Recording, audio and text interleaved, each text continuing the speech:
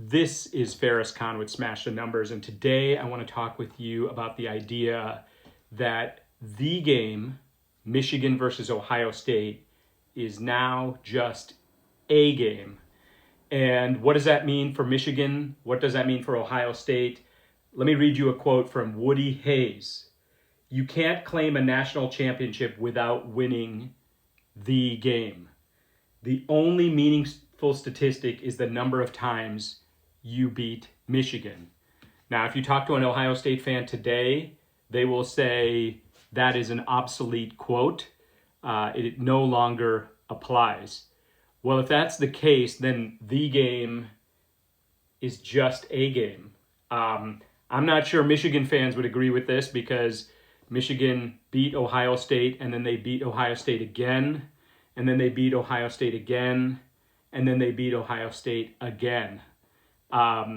So certainly to Michigan fans, it's really important, the fact that they beat them 4 times in a row, the fact that in their national title, they beat Ohio State. The other thing Ohio State did is they finished 4th in the Big Ten. So winning the Big Ten really doesn't mean anything. In fact, it could be a negative because you get a bye by not playing for the Big Ten title. So Ohio State actually got a bye.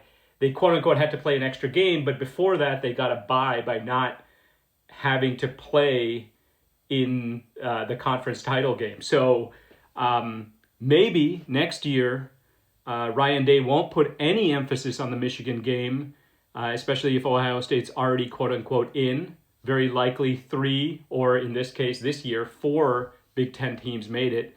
So maybe they get in anyway. They're going to get in anyway. So why not rest some players? Why not de-emphasize Michigan? Because you already know Michigan's going to win the line of scrimmage against you, likely win the game. Why not start the movement to just make the game into a game?